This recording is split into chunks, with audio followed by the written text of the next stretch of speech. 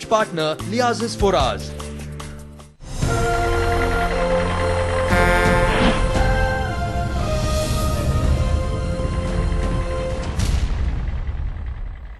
नमस्कार, सीएनबीसी आवाज real estate award 2013 के इस कार्यक्रम में आपका बहुत बहुत स्वागत है। यह हमारी अवार्ड यात्रा है जो दिल्ली से चली, उसके बाद पुणे पहुंची, बेंगलोर होती हुई अब आ गई है देश के एक और महत्वपूर्ण शहर कलकत्ता या फिर कोलकाता में। आप सभी का बहुत बहुत स्वागत है। तो आज कोलकाता में भी हम बात करेंगे कोलकाता के रियल एस्टेट मार्केट की और साथ ही उठाएंगे कुछ राष्ट्रीय मुद्दे जो देश में तो महत्वपूर्ण है ही, लेकिन हर क्षेत्रीय मार्केट को भी उतना ही प्रभावित करते हैं जितना कि वहां के क्षेत्रीय मुद्दे करते हैं। और आज इस बातचीत को करने के लिए हमारे साथ एक बेहद ही खास पैनल यहां पर मौजूद है। आइए उनका तारुफ, उनका परिचय मैं आपसे करवा दूं। हमारे साथ हैं शहर के जाने माने आर्किटेक्ट कमल पेरीवाल साहब। उसके बाद हमारे साथ मुंबई से गेस्ट आए हैं पंकज कपूर साहब, एमडी हैं लाइसिस फोराज की, जो कि एक बड़ी प्रॉपर्टी रिसर्च फर्म है। उसके बाद हमारे साथ हैं संजय झुंझुनवाला साहब, जो कि सीईओ हैं मनी ग्रुप के। हमारे साथ हैं पवन धूत साहब, एमडी हैं धूत डेवलपर्स के। हमारे साथ हैं श्री गोपाल काबरा, जो कि प्रेसिडेंट हैं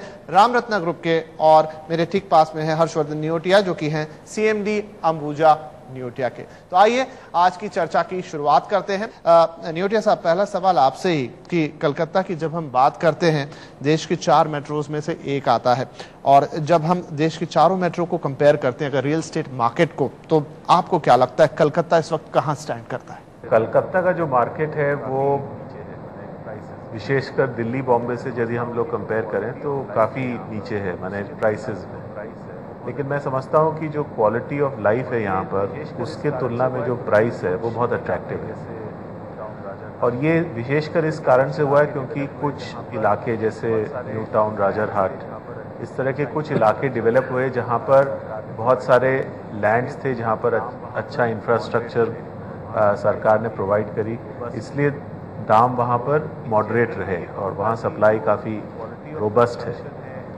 तो इन जनरल मैं ये कहूँगा कि जो क्वालिटी ऑफ कंस्ट्रक्शन है, जो सुविधाएं हैं, जो एक शहर का इंफ्रास्ट्रक्चर है और उसके तुलना जो प्राइस है, वो मेरे हिसाब से कलकत्ता प्राय हिंदुस्तान में सबसे अट्रैक्टिव जगह था। बढ़ा नहीं है, पर दाम यदि आप सिर्फ दाम की बात करें तो वो और शहरों से उतना बढ़ा नहीं है, काफ़ी कम है। संजय जी, जैसा यहाँ पर हर्ष जी कह रहे हैं कि काफ़ी अच्छा यहाँ पर मार्केट है, और ख़ासतौर पे जो दाम की बात है, इस समय पूरे हिंदुस्तान में शायद सबसे बड़ा सवाल यही है रियल एस्टेट में कि दाम बहुत ज़्यादा बढ़ गए, कब कम होंगे। जैसा यहाँ पर हर्ष जी ने कहा कि दाम आज भी मॉडरेट है कलकत्ता में, तो इसके पीछे क्या वजह देखते हैं आप? क्यों ये कारण है? क्या डिमांड उतनी नहीं है या फिर इस तरीके से डिस्ट्रीब्यूशन है कि दाम बढ़ता नहीं है? प्राइसेस साहब एबिलिटी टू परचेज से लिंक्ड रहती है। सबसे पहले एबिलिटी टू परचेज आती है बिजनेस विजडम से और बिजनेस से। कलकत्ता पिछले 30, 35, 40 वर्षों से पोस्ट इंडिपेंडेंस यदि समझें तो कलकत्ते में जब से इंग्लिश चैनल बना तब से पोर्ट है वो उतना ज़्यादा काम नहीं आया, बिजनेस एक्टिविटीज़ है वो डिसेंट्रलाइज्ड हो गई।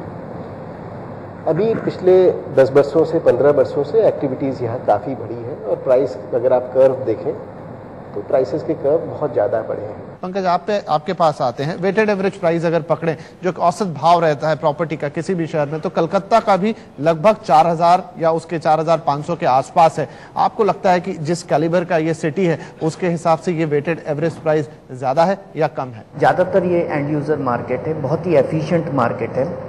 कारण ये है कि अगर आप स्प्रॉल भी देख लीजिए, अर्बन स्प्रॉल है, सिटी सेंटर से इतनी कन्वीनियंट डिस्टेंस पे इतनी सप्लाई आई है और वो इतनी ज़्यादा है लैंड सप्लाई, जिसकी वजह से प्राइस मॉडरेट रहे और परचेजिंग पावर पैरिटीज़ को मैच करता है क्योंकि एंड यूज़र मार्केट है। तो इसके लिए जो है ये 4500 एक तरीके से बहुत अच्छा प्राइस है।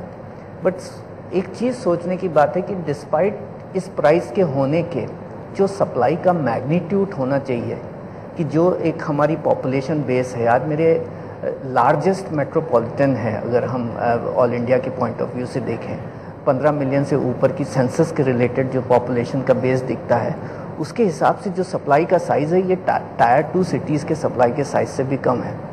तो ये दिखाता है कि जो पोटेंशियल है और यहाँ पे रिक्वायरमेंट भी है। आज करीब आपके पास 15 लाख घरों की ज़रूरत है to solve the problem of slums, to solve the problem of incremental जो पॉपुलेशन की वजह से जो हाउसिंग नीड पैदा हो रही है उसको सॉल्व करने के लिए, और प्राइजेस भी बहुत ही एफिशिएंट हैं। दूसरा ये कह रहे थे सप्लाई को लेकर, एक फिगर मेरे पास होता है 2012-13 का, सप्लाई है कुल 23,000 यूनिट की शहर के अंदर, इसमें आगे पीछे भी हो सकता है। उसमें से जो सेल्स हैं वो करीब 7,000 यूनिट के आसपास है और अनसोल्ड यूनिट रह जाती है करीब 16,000 के आसपास, यानी 1/4 यूनिट नहीं बिकी। अगर पहला सिर्फ सप्लाई वाला ही पॉइंट पकड़ लें तो जो दूसरे शहर हैं, मान लीजिए पूना एक शहर है जिसकी पॉपुलेशन या एरिया वाइज यहाँ से छोटा होगा, लेकिन वहाँ पर भी एक साल की औसत सप्लाई 60,000 यूनिट के आसपास होती है, तो ये आंकड़ा यहाँ कम क्यों दिखता है? नहीं, ऐसी बात नहीं है। लोग कंस्ट्रक्शन माने ऑन बोर्ड में बहुत है, परंतु और ये हम नेगेटिव पॉइंट के तौर पे नहीं कह रहे, ये अच्छी भी बात है, आप ओवर कंस्ट्रक्शन मत कीजिए। बोर्ड में बहुत है परंतु एक्चुअल्स में नहीं है। और कुछ क्या है कि अभी कुछ हिडन ऐसे आ गए हैं माने डेवलपर्स को कि कॉन्ट्रैक्टर्स, अच्छे कॉन्ट्रैक्टर्स नहीं मिलते, दो हम पे करने को तैयार हैं, हमको लेबर नहीं मिल रहे हैं, हमको क्वालिटी मटेरियल नहीं आ रहा, उसके कारण भी हमारा कुछ बैंकिंग का भी इश्यूज है।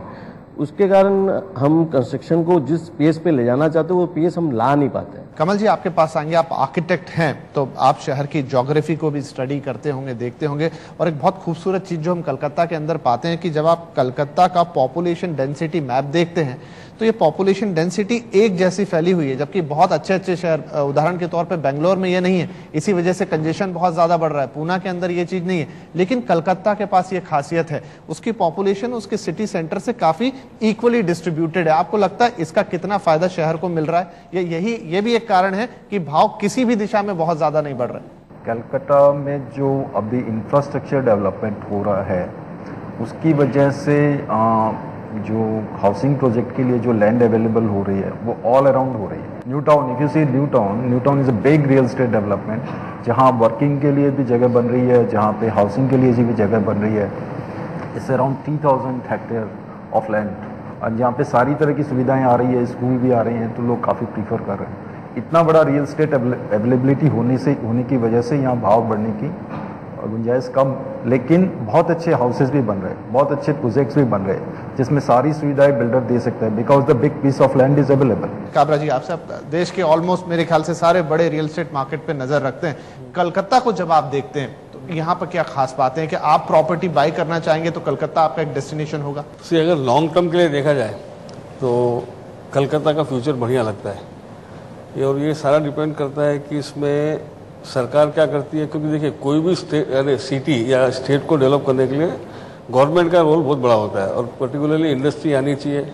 Calcutta is a nice place, लेकिन यहाँ पे जब तक आईटी इंडस्ट्री नहीं आती है, बड़ी इंडस्ट्री और नहीं आती है, और माइग्रेट लोग नहीं आते, तो यहाँ का एक डेवलपमेंट में एक तकलीफ आ रही है। तो यहाँ पर वक्त हो गया एक छोटे से ब्रेक का। ब्रेक के बाद अपनी इस चर्चा को और आगे बढ़ाएंगे, आप कहीं मत जाइए, हम तुरंत हाजिर होते हैं इस छोटे से ब्रेक के बाद।